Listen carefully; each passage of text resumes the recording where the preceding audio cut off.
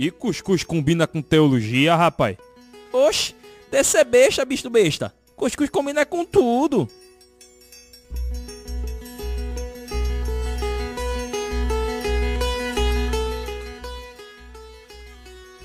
Hoje o dia vai ser massa, pessoal. Tudo bom com vocês? Começa agora o podcast CuscuzCast, episódio número 44, onde a gente vai falar hoje sobre um dos maiores movimentos cristãos do século XX, talvez um dos mais recentes, ou o mais recente, né, assim, de grande magnitude, que é o movimento de convergência. Se você nunca ouviu falar sobre isso, talvez você veja o movimento de convergência acontecendo na prática, e você não sabe o que é movimento de convergência. Então, para isso, a gente chamou um brother, mais uma vez aqui, o pastor Ivan Rocha, da Igreja Episcopal Carismática.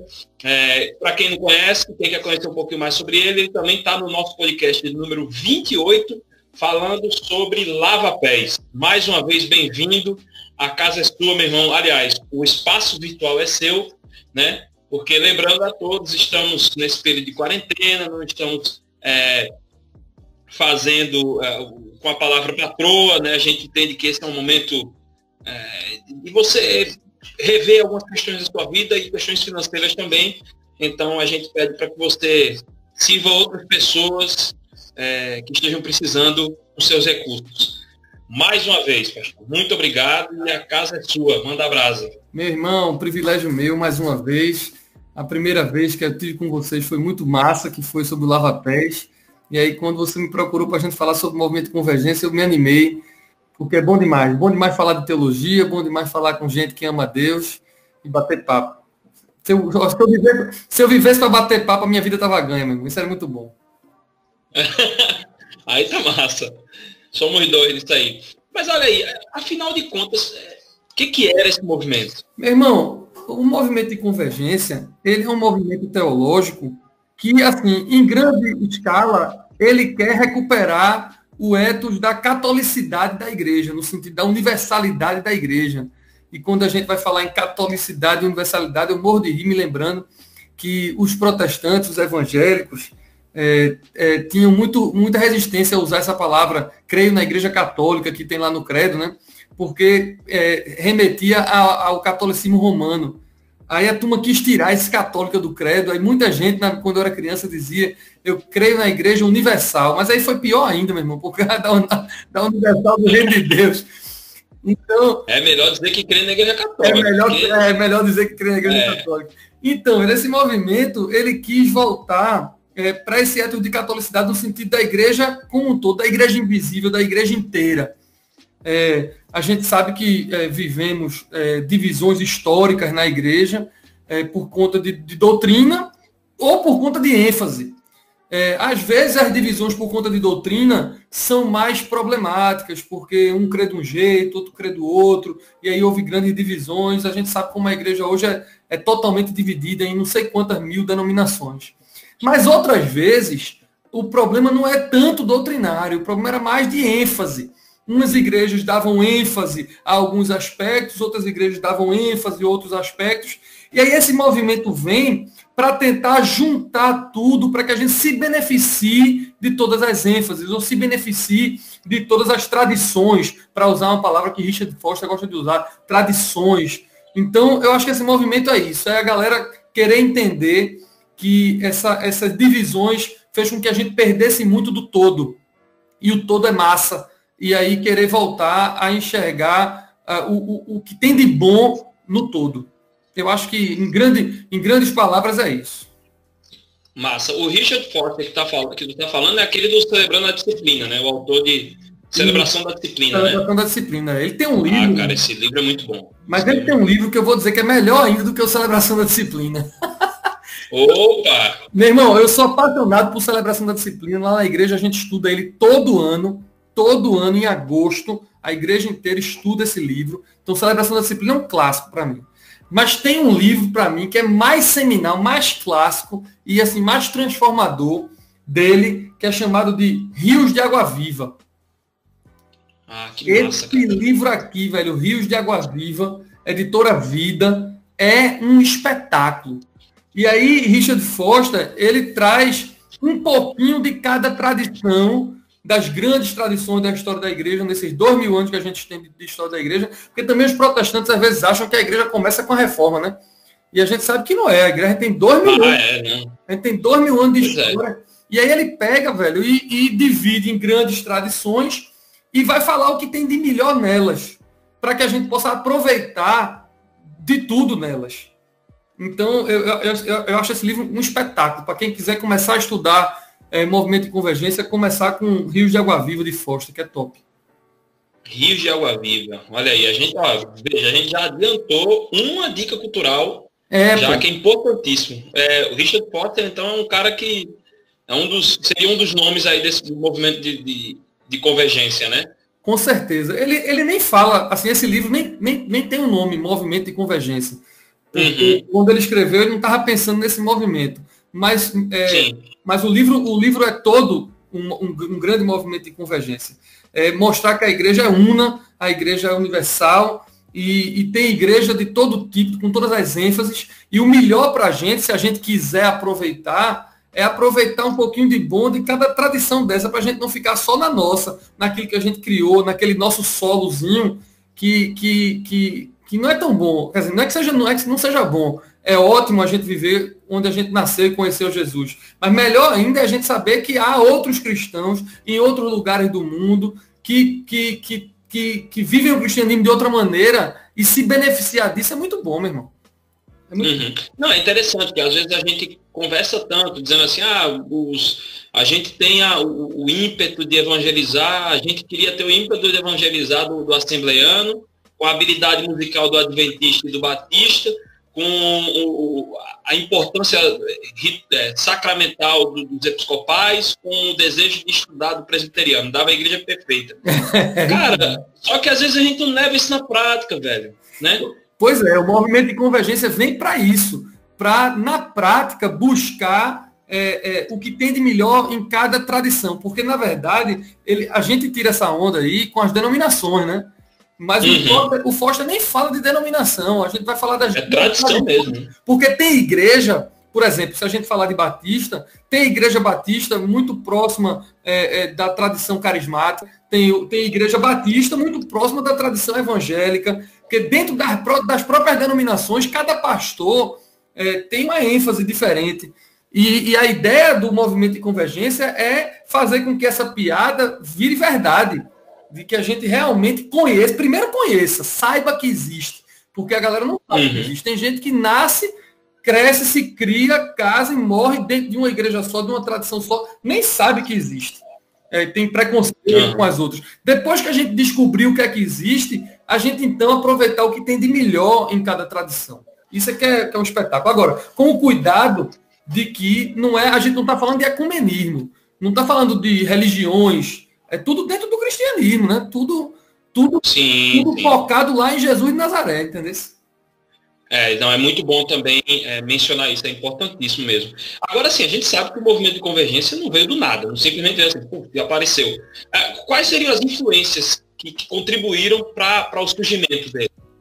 Meu irmão, é o seguinte, o que a doutrina fala, os acadêmicos falam, e eu vejo um pouco isso na prática, conheço um pouco dessa história na prática, é que o seguinte, nos anos 60, teve aquele negócio que a gente chama de renovação carismática, a terceira onda, aquela turma de John Wimber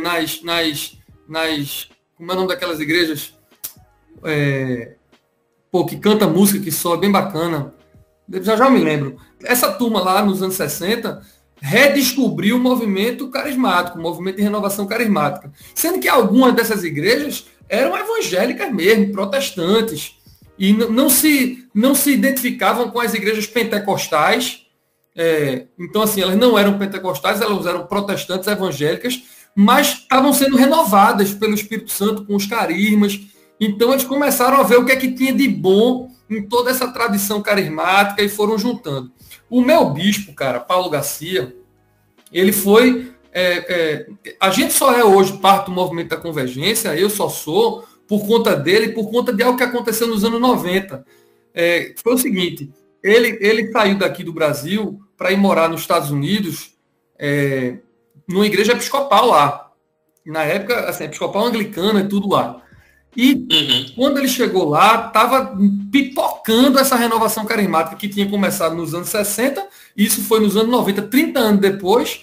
Ele chega para uma igreja totalmente litúrgica, uma igreja com cara de igreja, uma igreja com vestes sacerdotais, que a turma parece padre, mas ele não estava acostumado. Quando ele chega nos Estados Unidos, ele toma um susto, porque a igreja que era episcopal, totalmente sacramental, era completamente renovada e carismática também. E ele não estava acostumado com ver isso. Quando ele chegou lá, o pastor lá, meu irmão, falava em língua, o pastor orava por cura. Eita! E aí, meu irmão, Caramba, velho. isso estava acontecendo no mundo todo. As igrejas anglicanas na Inglaterra e nos Estados Unidos estavam passando por esse movimento, e isso influenciou muito ele. Quando ele voltou para o Brasil, ele voltou já um episcopal carismático, já um episcopal aberto a essa linha.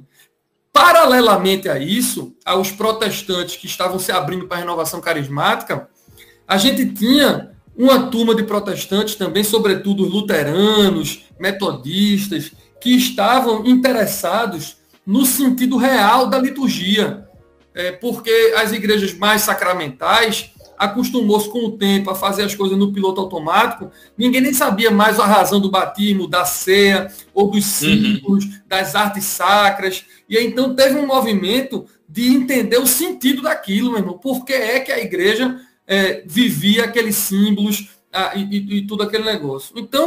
Então teve igreja protestante que, ao mesmo tempo, se abriu para a renovação carismática e começou a compreender por que é que as igrejas sacramentais utilizavam os símbolos, por que é que utilizavam os crucifixos, que a igreja protestante tinha parado de utilizar. A turma começou a estudar, os protestantes começaram a estudar Calvino e Lutero, por exemplo, e viram que as igrejas dele, meu irmão, eram cheias de arte sacra, eram cheias de símbolos. E os protestantes aqui, seguidores de Lutero, seguidores de Calvino, começaram a querer entender um pouquinho mais. Meu irmão, a gente não usa nada disso. A gente quis se afastar tanto da igreja romana que a gente aboliu o templo com cara de templo, a gente aboliu as vestes, a gente aboliu os símbolos, e agora a gente quer redescobrir isso, meu irmão. Por que essa turma usava? Então teve uma renovação também sacramental litúrgica, da galera querendo entender os porquês. Então, nesse meio termo todo, velho, dos anos 60, 70 e 80, rolou uma ebulição de gente querendo descobrir o tesouro que havia em tradições perdidas. Rapaz, não, eu tô entendendo. E é engraçado que tu começa a falar, e tu começou a falar dessa questão do o porquê que são feitas as coisas e que estavam começando a ficar no piloto automático. E se a gente for entrar, inclusive quem está ouvindo, pode entrar lá no site da Igreja Cristã Nova Vida, do Walter McAllister, você vê que ele tem uma parte só explicando por que usa a cruz celta, explicando por que usa as vestes clericais, explicando tudo, e você vê que é um modo muito pedagógico. E Walter McAllister, ele acho que ele conseguiu respirar esse movimento e ele deu até um nome, né? Pentecostal Reformado, para mim, eu vejo como um nome novo para movimento de convergência. Eu não sei se difere alguma coisa. Não, cada um bota o nome que quiser, menos importa o nome lá da teologia, mas mais importa é a prática. O que esse bispo faz é justamente pegar o que ele acha que tem de melhor na tradição litúrgica sacramental, o que ele acha que tem de melhor na tradição protestante reformada evangélica e o que há de melhor na tradição carismática. Agora, essa decisão sobre o que é que a pessoa acha que é melhor é muito pessoal. Ediel vai ter lá o que ele acha que é bom de cada tradição. Não dá para normatizar isso, né? Sim, com certeza. Cada um. O legal, eu acho que o bacana, o desafio bom, é você ter benefício, se aproveitar disso. Saber que existe, se aproveitar. Imagina você passar uma vida inteira sem se aproveitar de um tesouro que está lá numa tradição que simplesmente você não conhece. Verdade, com certeza. Não, e é interessante, porque a gente tem uma imagem hoje, né, do clérigo, seja pastor, seja padre de batina. Mesmo no Brasil, a gente tem dificuldade de entender muitas vezes o movimento carismático católico. Imagine, então, um negócio desse dentro da igreja evangélica. Mas, ao mesmo tempo, eu acho muito legal isso, porque isso gera É uma mistura tão legal e dá uma liberdade também para o próprio membro, mesmo que melhor que se identificar numa igreja mais, eu vou usar um termo bem antigão, avivada, vai-se embora para a igreja avivada. Então, se ele quer uma pegada mais reformada, ele vai para reformada e pronto, não tem estresse com isso não. Acho que existe diálogo e caminham juntos. Eu acho muito bacana isso. Agora, para isso, cara, eu concordo com você, mas para isso a pessoa tem que ter uma mente um pouco mais aberta, né? Sim. Porque se você for pesquisar na internet, cara, tem gente, sobretudo os reformados, mas assim, todo mundo, né? Cada tradição dessa tem gente que defende com unhas e dentes tanto a tradição que acaba que demoniza as outras, né? Verdade. E tem acontecido muito isso com os reformados, assim, às vezes dá tristeza do cara dizer, não quero nada com o movimento de conversão, não quero saber nada da sacramentalidade, não quero saber nada da carismaticalidade, porque quem não concorda comigo em relação ao batismo infantil é herege. Vê. Ah, meu Deus. Não, eu falo isso porque eu tenho um colega, por exemplo, eles têm dificuldade hoje comigo, que sou seminarista numa igreja, que tem uma pegada armínio wesleyana, e para muitos reformados, eles acreditam que reformado não é quem vem de Calvino. Isso é um erro gigantesco, né? Tem muito mais coisa, e aí os caras já ficam, peraí, como é que pode, Ediel, isso e tal, mas a igreja ela não pode ter a parede preta, a igreja não pode ter ritual. Meu irmão, então a igreja vai ter o quê? Se ela não pode ser sacramental, se ela não pode ter parede preta, ela não pode ter... Ela vai ser o quê? Eu fico meio confuso, porque... né? E assim, eu trato com muita paciência, amor, e tem muitos amigos meus também que me respeitam, a grande maioria me respeita. Mas a gente percebe que realmente eles estão nessa, vamos dizer assim, nessa crise de entender, olha, peraí, o que é para ser feito, né? Eu acho que eles vão amadurecer nisso aí, acho que eles vão crescer nisso. Eu não acho nem que vale a pena discutir com quem está com cabeça fechada. Agora, com quem está com cabeça aberta, com quem quer aproveitar o que há de melhor, aí, meu irmão, essa conversa pode durar 3 horas comigo, eu sou um entusiasta desse negócio.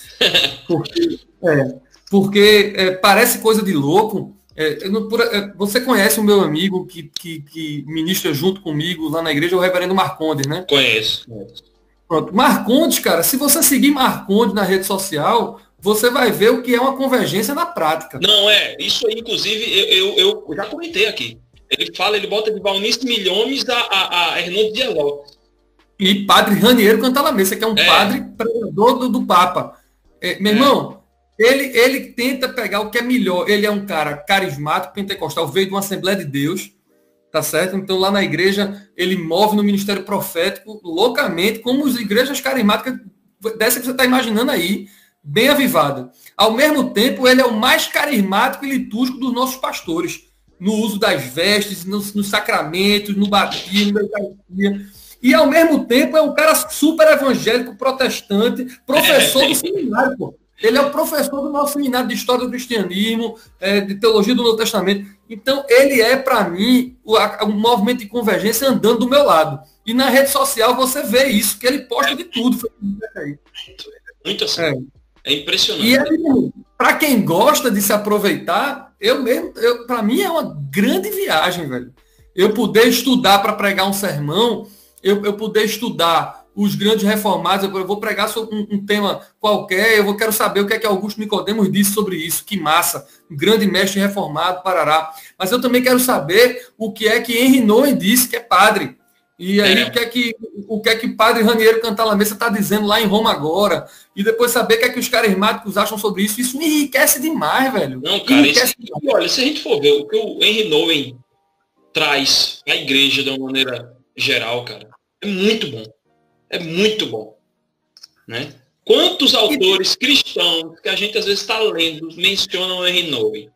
Quantos que a gente admira tanto? E a igreja protestante lê Henry Nouwen e não diz que o cara é padre, pô. A grande verdade é essa. Pois é. Eu tenho 500 amigos que leem, velho, Brennan Manning e Henry Nouwen, por aí vai, e simplesmente não sabe que os caras é padre. Se eu disser que é padre, os caras vão deixar de ler. Não, uma coisa que, por exemplo, na época... Tu vai lembrar aí que a gente é da mesma idade. Tu lembra que tinha aquela banda de rock, o P.O.D.? P.O.D. os caras eram católicos, velho. E a galera, P.O.D. era católico, entendeu? E a turma ficava, quando descobria, queria deixar de escutar. Peraí, velho. Eu fui pro show do P.O.D., pô, no Clube Português. Eu fui também. Eu tava muito lá. Massa, muito massa. P.O.D. foi massa, muito bom. Foi. Pô, se desse mais tempo para ver o show de P.O.D., dava um asilo, que era gente mais velha ali, tudinho, entendeu? A galera hoje nem sabe o que é P.O.D. Mas olha, veja só, a gente falou no episódio 8, há um tempo atrás, sobre o movimento de santidade, que foi aquele movimento maravilhoso ali com o John Wesley. John Wesley, para mim, eu acho que ele também é um cara que faz essa convergência, né? Isso.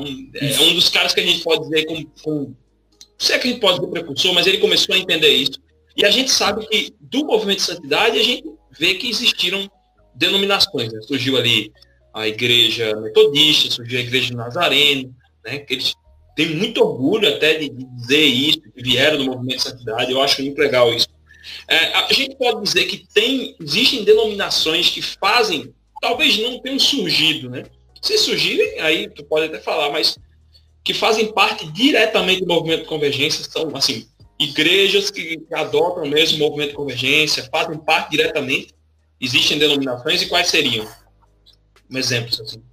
Rapaz, tem. Embora que eu acho que dizem que são, eu não me importo muito com o que as pessoas dizem nos seus documentos, porque às vezes o cara bota no documento uma coisa, mas na prática é outra. Mas tem, por exemplo, a Igreja Episcopal Carismática Americana, ela, no site dela, quando você entra, a primeira coisa que você vê é uma igreja do movimento de convergência. E várias igrejas independentes, que não são denominações nos Estados Unidos, elas dizem logo de cara, no site, quando você entra, essa igreja que faz parte do movimento de convergência.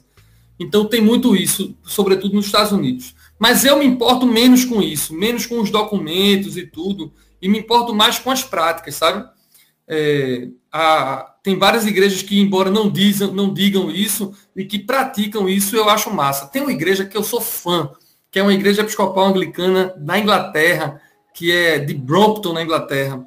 Meu irmão, se você conhecer essa igreja, você pira. É uma igreja com aqueles templos antigos anglicanos, do século, sei lá que século, mas antes do século XVII, bem antiga, mas que a turma modernizou ela toda, então tem a centralidade da palavra, ela é bem sacramental, mas ao mesmo tempo bem aberta aos carismas, e ela não diz que é uma igreja do movimento de convergência, mas ela aplica a convergência de uma forma muito bonita, sabe?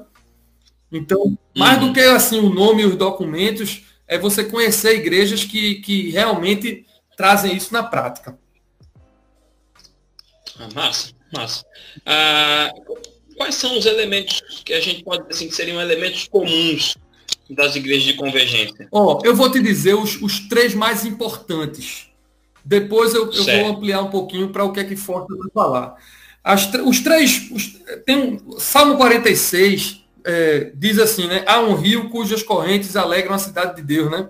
Então a galera do movimento de convergência diz que o rio é o fluxo de Deus e cada corrente é uma corrente dessa, é uma tradição dessa. Há um rio cujas correntes. Aí são as três principais correntes. A primeira é a corrente evangélica reformada, que fala do sola scriptura, que fala da centralidade da Bíblia, e com isso tudo que a Bíblia diz, né? Que é justificação pela fé, salvação pela graça mediante a fé, tudo aquilo que a gente já sabe da reforma protestante, isso aí está tranquilo.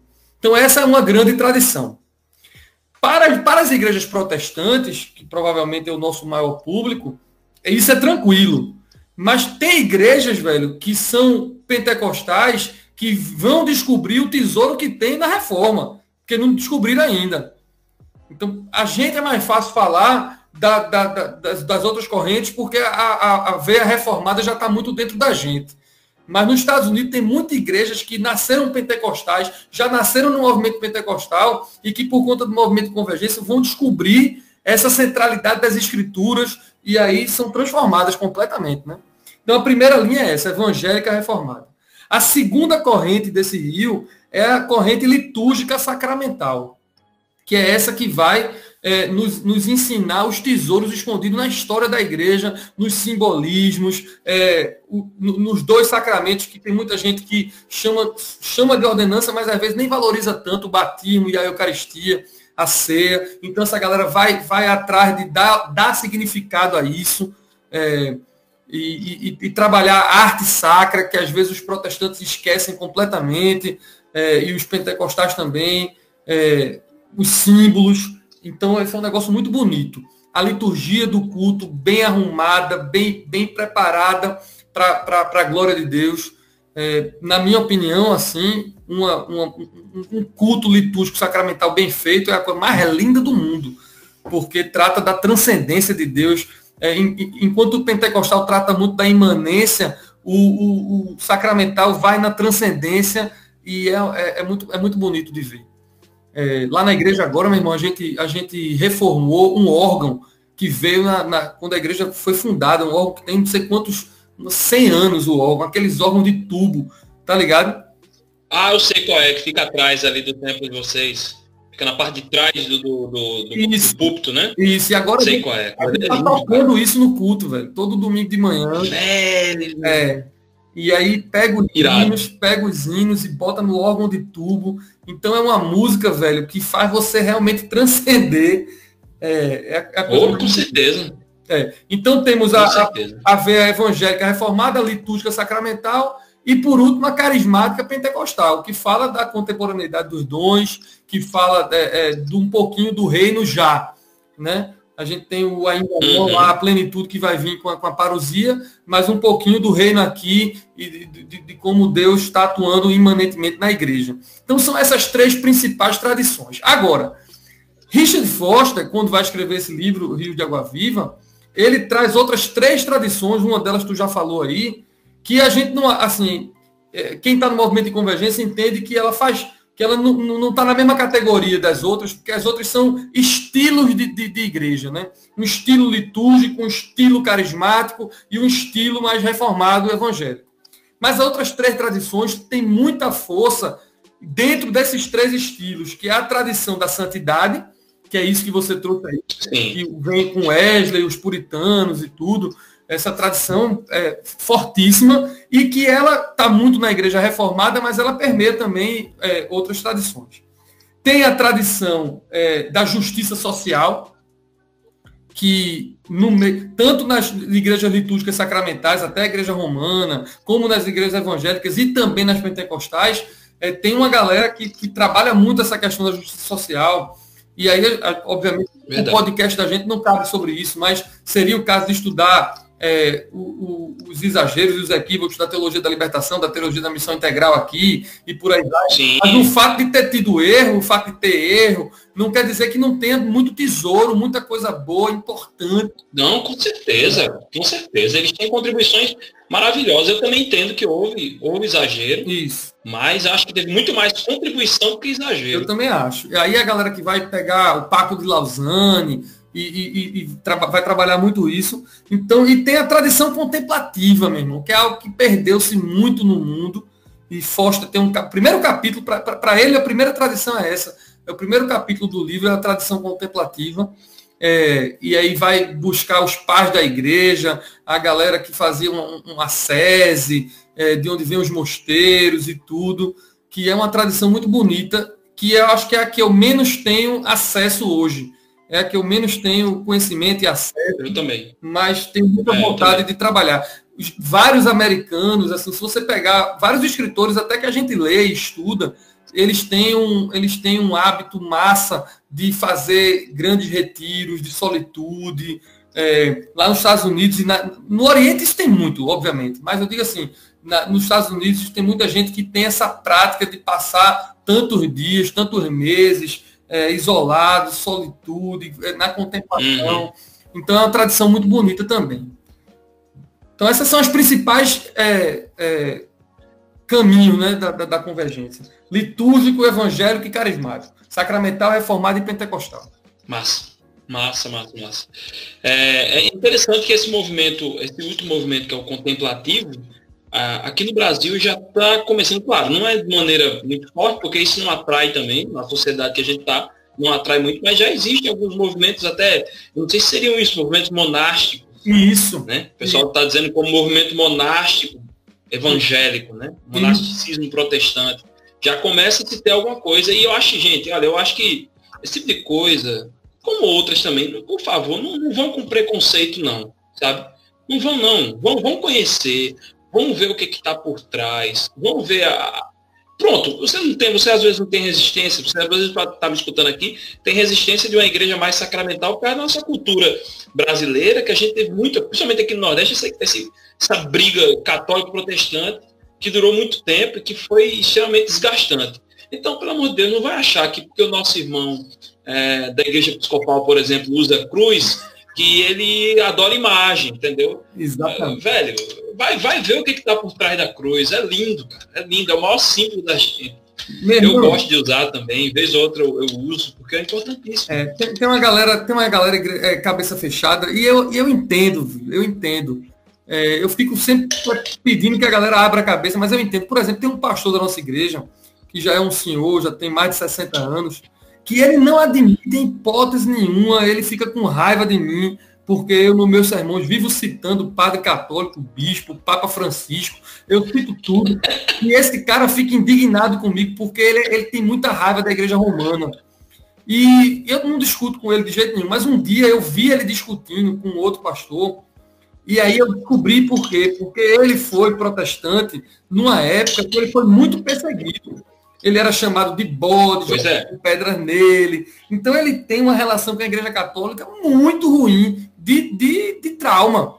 Então eu não vou, meu irmão, convencer um cara de 30 anos que viveu esse trauma a ir atrás de touros escondidos na tradição sacramental. Não vou, velho. Não vou.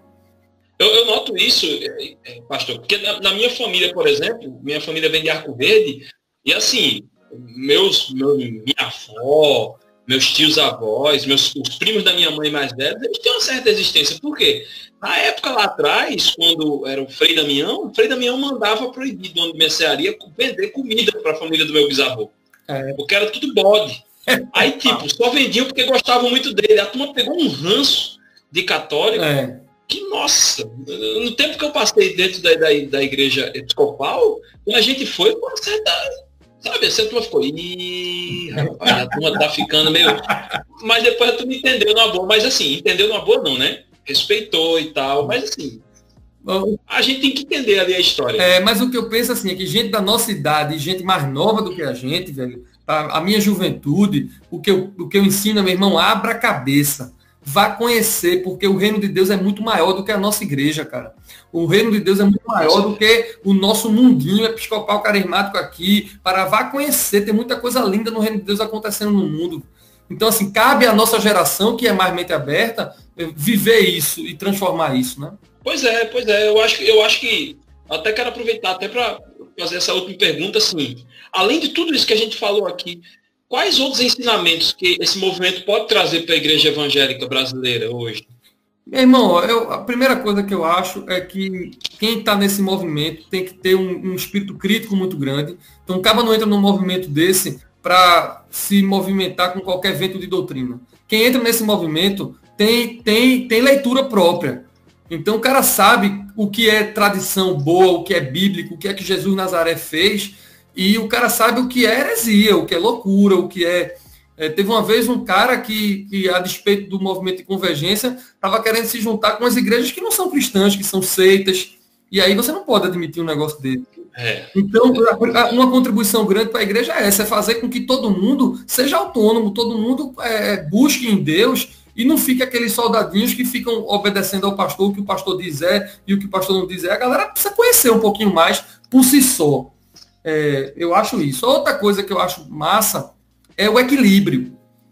Porque como nós somos diferentes, eu sou diferente de tu, e tu é diferente de outras pessoas, a gente primeiro aprende a ser tolerante. Depois de aprender a ser tolerante, a gente aprende que como somos diferentes, a forma de a gente expressar culto pode ser diferente, sem estresse. Não precisa todo mundo estar igualzinho. Aliás, é a coisa mais chata do mundo, esse negócio de todo mundo estar igualzinho. Então, com certeza. Então eu acho que a igreja cresce muito com isso. Velho. Lá na igreja, na minha experiência de igreja, nós somos uma igreja do movimento de convergência, mas nós, por exemplo, como somos uma igreja muito evangelística, é uma igreja que faz muito encontro de casais e cursilhos, e muita gente que não crê vai aos nossos cultos. Então eu costumo dizer, nunca fiz pesquisa, mas eu costumo dizer que 30% das pessoas que frequentam o culto e que hoje assistem o culto online, já que a gente está em isolamento social, 30% são igreja mesmo, outros 70%, ou seja, muito mais do que a maioria, são frequentadores. Então, qual é a inteligência de uma igreja evangelística dessa? A gente tem os 3 rios, as 3 correntes. Nós somos uma igreja sacramental, mas a gente não é uma igreja muito sacramental, no sentido de que a gente não assusta o cara. O protestante que vai num culto lá na igreja, ele pode ficar meio assim por conta das vestes, mas ele não vai ficar tão chocado, não, porque ele vai ver muitos aspectos da fé reformada. Um católico que vai lá na igreja, ele também não vai se sentir muito mal, porque ele vai ver tudo. Agora, nós não praticamos, por exemplo, a gente não fica orando em língua e nem profetizando no culto público, porque a gente sabe que isso vai assustar a galera que não crê. O apóstolo Paulo fala isso em 1 Coríntios 14.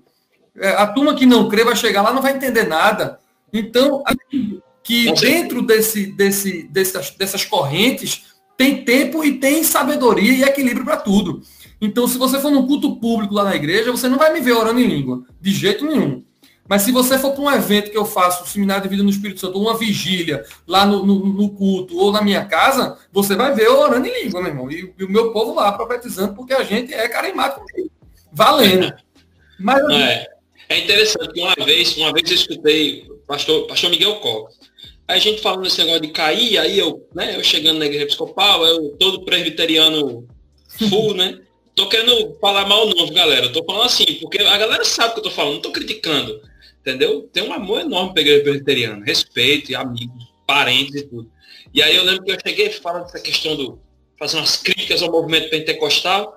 Aí o pastor Miguel disse, olha, meu filho, veja só, aí, fale, pastor. Aí eu disse, olha, veja, eu sei que algumas coisas o pessoal se aproveita e exagera, mas eu vou falar por testemunho próprio. No seminário de vida do Espírito Santo, uma vez eu caí. Eu disse, como é? Ele disse, uma vez eu caí. E aí, quando ele me explicou, porque depois disso, eu comecei a ter um novo olhar em relação a isso. Depois que ele conversou comigo, eu comecei a ver amigos, pentecostais ou não, que tiveram experiências assim. Eu nunca tive. Eu vou dizer assim, eu ainda não tive uma experiência tão nesse ponto, assim, de falar em línguas. Deus não me deu esse dom, Deus me deu outros dons. Não cair na presença. Não sei se vai acontecer isso, sabe? Mas que é uma realidade, isso aí eu não vou negar, isso é uma realidade. A Bíblia diz que ele distribui os dons como lhe apraz, pô. Pois é. Não é obrigado. A gente não crê que o dom de línguas é obrigatório, é evidência do Espírito Santo de jeito nenhum. Não. Os pentecostais clássicos creem assim, nós não cremos. O movimento de convergência não crê que o cara tem que orar em língua. Uhum. A gente crê que o cara pode. Pois é. O cara pode. O apóstolo Paulo vai dizer em 1 Coríntios 14, bem eu queria que todos vocês orassem em línguas, principalmente que profetizeis, diz ele. Mas não quer dizer que é obrigado. Agora, deixa eu te dizer um negócio. Sobre esse negócio que tu estava falando de Miguel Cox, você saber que ele está lá. Tudo tem abuso. A corrente carismática, a gente está acostumado a ver os abusos na internet, todo tipo de greia, todo tipo de meme, com os abusos do uso dos dons e das manifestações do Espírito, parará. Mas a igreja sacramental tem lá seus abusos. Sem dúvida. Você entra nas igrejas católicas, onde a galera não dá significado a nada, a turma não sabe nem o que está acontecendo. A turma, literalmente, não sabe o que está fazendo. E na igreja reformada também tem seus abusos. Agora, o problema é, porque há abuso, eu vou parar? Eu vi muito isso, como eu sou o cara que cuido da parte da renovação carismática, essa corrente carismática na igreja é comigo, sou eu que coordeno o seminário de vida no Espírito Santo, então eu recebo muita crítica de abuso. E aí, eu sempre digo assim, o apóstolo Paulo, quando a igreja de Coríntios tinha todos os dons espirituais, mas era a igreja mais imatura que tinha. E quando a turma não estava sabendo como profetizar ou como orar em língua, o apóstolo Paulo, hora nenhuma, diz assim, pare, vocês não sabem fazer, tem um abuso. Ele não diz isso. Ele ensina como fazer. Ele vai lá e diz, se for orar em língua, ora um de cada vez, se tiver interpretação, se não tiver, não ore não, porque não faz sentido. E para lá ele explica como é que a gente vai fazer. E aí tem muita gente que na igreja sacramental, se tem aquele símbolo, eu não sei o que é, ninguém sabe o que é, então tira. Então, na igreja reformada também, e na parte pentecostal carismática também. Se há abuso, tira. Mas esse não é o conselho bíblico. Se há abuso, ensina, corrige, traz para o centro de novo.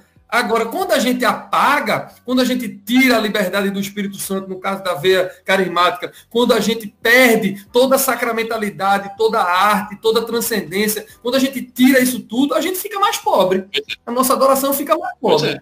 Não, e é interessante que uma coisa que a gente pode lutar contra os abusos, e eu acho que é uma coisa que o movimento de convergência ajuda muito nisso, é justamente o seguinte: você não faz mais a coisa pela tradição, igreja mesmo, de ensinar um para o outro, dizer assim, olha, a gente faz isso por causa disso, isso aqui nos lembra isso e tal. Então, acaba com isso. A igreja sacramental, ao mesmo tempo, ela é sacramental, mas ela, ao mesmo tempo, ela ensina, e ao mesmo tempo, ela entende que os dons permanecem no Espírito Santo.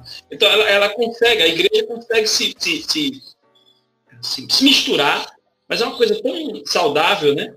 Eu tenho que concordar com você mesmo, que você disse, porque tem muita igreja que ela é convergente, mas nem ela sabe que é convergente. Isso. Né? Muito, a gente vê muito isso. Vê muito, e ainda bem que a gente está vendo isso, sabe? Graças a Deus. Ainda bem, é melhor ser na prática. É melhor ser na prática, claro. Que seja, é verdade. Ter esse tesouro, pô, de ter de tudo. Quem escreve muito sobre isso também é o Ed Renekiewicz. Muito. Eu gosto pra caramba de Ed. Eu também gosto muito do Ed. E o Ed fala disso nos livros dele. Ele diz, o povo que vê na IBAB aquele culto que é transmitido, onde vê só o centro, a palavra ali, não sabe que por trás tem reunião de oração, onde o Espírito se move. Entendeu? Ali na igreja. E por aí vai. E ele agora, meu irmão, agora mesmo que ele tá sacramental mesmo, ele tá lendo Tomás Halício, pintado. Não. E ele acho que é um dos poucos pastores desses que estão no auge, fica com a Bíblia, que ele não larga a Bíblia na pregação, né? A gente estava até conversando sobre isso essa semana. Ele é um dos poucos, cara, que não larga a Bíblia. E se a gente fosse olhar qualquer outro, a gente dizer, esse cara é chato, esse cara é tradicional. Não, bicho. Aí quando é Red René, ninguém quer falar. Né? Mas é muito legal. E isso é um símbolo. Com certeza o pastor Red René, ele quer passar informação com isso. Claro, não tem dúvida. Com certeza. Tudo eu acho muito massa isso. Tudo como Pois é. Olha, por mim, esse papo continuava mais umas 3 horas, mas aí a turma não ia aguentar mais ouvir a gente. Para não pegar a raiva da gente, eu vou passar aqui para a parte das dicas culturais. Para a turma não pegar raiva, entendeu? Porque aí se vê Ivan Rocha dando entrevista nas próximas, vai dizer, Deus me livre. Você não diz assim, a Ediel tá segurando demais. Mas olha, o papo tá muito bom, muito bom. E eu disse para você, eu tava preparando o briefing desse bate-papo, e eu disse, bicho, eu virei para Júnior e para Renato, que são daqui da equipe, eu disse, esse programa vai ser massa. Ainda cheguei no WhatsApp para o pastor Ivan, ele tá aqui, eu disse, vai ser massa isso aqui. Esse programa vai ser massa, entendeu? Porque realmente trabalha com muita coisa, é muito lindo esse movimento, é muito lindo, eu acho muito massa. Aliás, há outros movimentos aí que a gente vê na igreja, né, movimentos de avivamento da igreja, todos eles são muito legais mesmo. Mas vamos para dicas. Oi. Eu sou um entusiasta, meu irmão. Esse assunto eu me animo demais.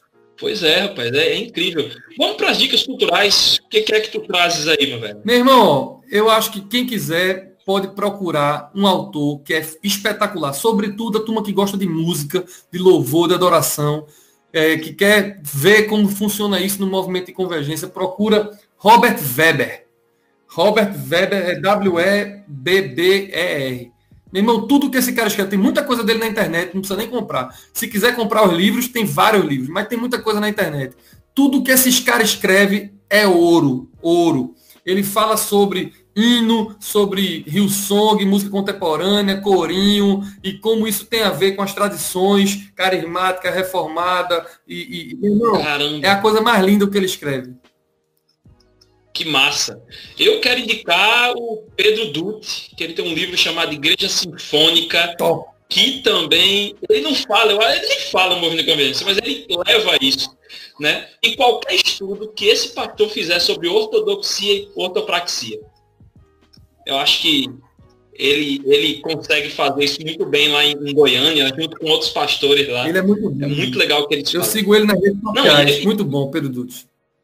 Eu estou fazendo um curso dele que é o Olhando para Fora atualmente, e assim, lá do Invisible College é irado. Ele tem uma leitura, ele consegue fazer uma leitura muito boa da sociedade, né? Bem, Pastor Ivan, esse papo tá massa, mas infelizmente a gente vai ter que acabar, cara. Nada contra você, entendeu?